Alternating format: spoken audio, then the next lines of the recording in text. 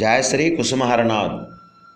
కుసుమహరనాథ మహాప్రభుని హృదయామృతము పాగల్ హరనాథ్ లేఖావళి 3లో 1వ భాగము 8వ లేఖ. పరమ ప్రేమమైవగు అమ్మా శ్రీమతి రజనీబాబు. దయామయమైన అమ్మా, ఈ జగత్తులో దారిద్ర దుఃఖంతో బాధపడుతున్న వారెవరు కనిపించినా వారందరూ నీ స్వంత కుమారులు కుమార్తెలేనని భావించి సాధ్యమైనంత వరకు వారి దుఃఖాలను దూరం చేసేందుకు ప్రయత్నించు. అమ్మా, ఈ జగత్తులోనికి వచ్చేవారంతా ఖాళీ చేతులతోనే వస్తారు. తిరిగి వెళ్ళేటప్పుడు కూడా ఖాళీ చేతులతోనే వెళ్ళిపోతారు. ఈ స్థానానికి చెందిన ప్రాపంచికమైన ధనం కానీ రత్నాలు కానీ వెంట రావు. వెంట వచ్చేది కేవలం ధర్మము మాత్రమే. దరిద్రుల దుఃఖానికి విమోచనం కలిగించటం అనేదే ఆ ధర్మమునకు ప్రధానమైన అంగము. అమ్మా, తన బిడ్డలను పరీక్షించే నిమిత్తమే పరమపిత ప్రభువు ఒక్కొక్కరిని సంపదలకు అధిపతులుగా చేసి వారి సోదరులు అనదగిన ఇతరుల భారాన్ని వారి మీద, ఆ సంపన్నుల మీద వేస్తాడు.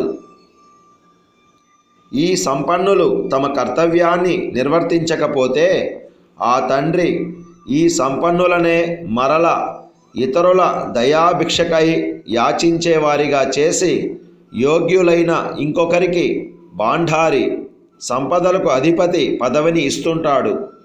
అందువలన సర్వజీవుల ఎడ దయతో వ్యవహరించే మీ కర్తవ్య నిర్వహణను మరచిపోవద్దని మీకు నా ప్రార్థన. అలా అయితే జన్మజన్మలకు మీరు ఇదే విధంగా సంపన్నులుగానే ఉంటూ ధనమునకు కానీ అన్నమునకు కానీ వస్త్రాలకు కానీ ఏ కొరత లేకుండా ఉంటూ ఇతరులకు కూడా పంచిపెట్టగలుగుతారు.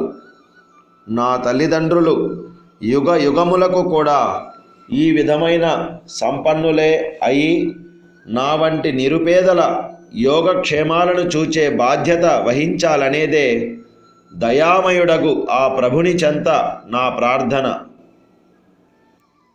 అమ్మా, ఈ జన్మలో కొందరిని కుమారులను కుమార్తెలను పొందాను. వారందరూ కేవలం నావారేనని తలంచటం భావ్యం కాదు. ఏమంటే ఇప్పటి వలనే కొడుకులతోనూ కూతుళ్లతోనూ కూడిన సంసారాన్ని ఇంతకు పూర్వం లక్షలాది పర్యాయాలు పొందాను, విడిచిపెట్టాను. ఈ రోజున పొందిన వారిని కూడా మరలా విడిచిపెడతాను. అమ్మా, ఇంతకు పూర్వము దానికి పూర్వము విడిచిపెట్టి వచ్చిన వారిని గురించి ప్రస్తుతం ఒక్కమారైనా తలచటం లేదు.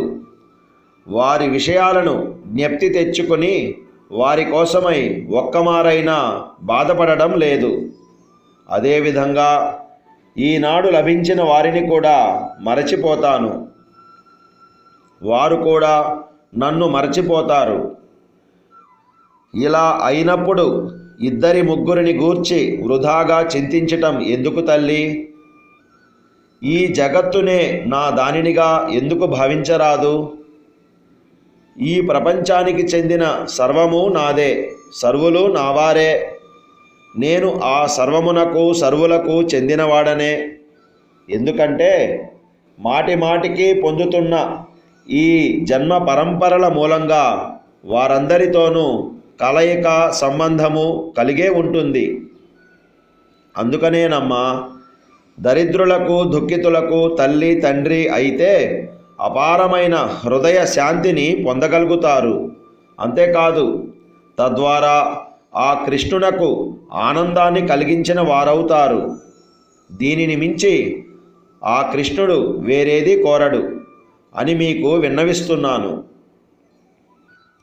అమ్మా, మన కోసమని మనం కార్చే కన్నీరు వరద నీరు వంటిది. అది పొలాలను సస్యవంతంగా చేయదు, సరికదా? ఆ పొలంలో పంట ఏదైనా ఉంటే దానిని కూడా ముంచి నష్టం చేకూరుస్తుంది. ఇక ఇతరుల కోసం కార్చిన కన్నీరు తొలకరి జల్లువలే హృదయ క్షేత్రమునంతటినీ పదును చేసి సారవంతం చేస్తుంది. అంతేకాదు, త్వరలోనే ఆ హృదయంలో కృష్ణ ప్రేమ అంకురించి వృద్ధి పొంది జీవులను కృతార్థులనుగా చేస్తుంది. ఈ ప్రకారం కన్నీరు మరియు కృష్ణనామం అనే శక్తివంతమైన పరికరంతో హృదయ క్షేత్రాన్ని దుక్కి దున్ని వ్యవసాయాన్ని సాగించు. ఎంతటి సుఖమయమైన సత్ఫలితం వస్తుందో నీవే గమనిస్తావు. హృదయ వ్యవసాయానికి ఇంతకన్నా సహజము, సులభము అయిన మరొక మార్గము లేనే లేదు. నామాన్ని మరువవద్దు. తింటున్నా పరున్నా మధురమైన కృష్ణనామాన్నే నీ ప్రాణ సంపదగా భావించి స్మరించు. కృష్ణుడు చాలా దయామయుడు. ఆయన వద్ద మనకు కొరత అనేది ఏదీ ఉండదు. ఆయనే స్వయంగా నీ హృదయాన్ని గ్రహించి సకల సుఖశాంతులను ప్రసాదిస్తాడు. నిత్యము క్రొత్త క్రొత్త ఆనందములలో మునిగిపోయి నీవు మైమరచిపోతావు. అలాంటి దినములను గురించిన ముచ్చటలు ఇతరులు చెప్పితే అర్థం కావు. స్వయంగా చేసుకుంటూ పో. స్వయంగా నీకే బోధపడుతుంది. అమ్మా, కృష్ణనామాన్ని మరపింపచేసే స్వర్గ రాజత్వాన్ని కూడా దారుణ నరకమేనని భావించి వదిలిపెట్టేయాల్సిందే. మూన్నాళ్ల ముచ్చటలే అయిన సుఖదుఖాలలో మునిగిపోయి శాశ్వత ఆధారమైన కృష్ణ పాద పద్మాలను మరచిపోయే వారికన్నా భ్రాంతికి లోనైన వారు ఎవరైనా ఉంటారా? అమ్మా, మార్గాయాసానికి లోనైన బాటసారులు విశ్రాంతి కోసమని చెట్ల నీడకు చేరారు. విశ్రమించే బదులుగా తగవులాటలతోనూ వివాదాలతోనూ కాలాన్ని గడిపేస్తే ఇక ప్రయాణం వలన కలిగిన అలసట తీరదు సరికదా, మరింత అలసట వచ్చి మీద పడుతుంది. మరలా చేసే ప్రయాణపు వేగం మందగిస్తుంది. మరింత కష్టతరమవుతుంది. అమ్మా, ఈ భూమి మనకు 2 రోజుల పాటు విశ్రాంతి కోసం ఏర్పాటైనదే. పెద్దవో చిన్నవో అయినా ఇక్కడి వివాదాలతో మైమరిచిపోతే, మునిగిపోతే విశేషమైన అలసట పొందటం తటస్థిస్తుంది. పునః ప్రయాణ సమయంలో శక్తి ఉండదు. దానితో అందరికన్నా వెనకబడిపోయి హాహాకారాలను చేయటమే అవుతుంది. అంతేకాదు, కాని సమయంలో రాత్రి వచ్చేసి చీకటి కమ్మితే నానా బాధలు పడటం జరుగుతుంది. కనుక అమ్మా, 2 రోజుల పాటివే అయినా ఈ సుఖదుఖాల మత్తులో పడి అనంత సుఖశాంతులకు తర్పణం వదలటము, అంతులేని కష్టాలను కొని తెచ్చుకోవటము బుద్ధిమంతులు చేయవలసిన పని కానే కాదు. ఈ ప్రాపంచికమైన సర్వమును మరచి దేనిని పట్టించుకొనకుండా కృష్ణ పాద పద్మములను ఆశ్రయించి శాశ్వత జీవిత సంబంధమైన కృతార్థతను పొందమనే మీ పుత్రుని ప్రార్థన. పిచ్చివాని వలె ఎన్నెన్నో విషయాలను ముచ్చటించాను. ఇంకా చెప్పాల్సినవి చాలా ఉన్నాయి. మరొకనాడు చెప్పటానికి బాధ్యత వహించి నేటికి ఊరుకుంటున్నాను. మన్నించండి. అమ్మా, నీ ప్రేమకగు కుమారుడు హర. కుసుమహర కుసుమహర కుసుమహర.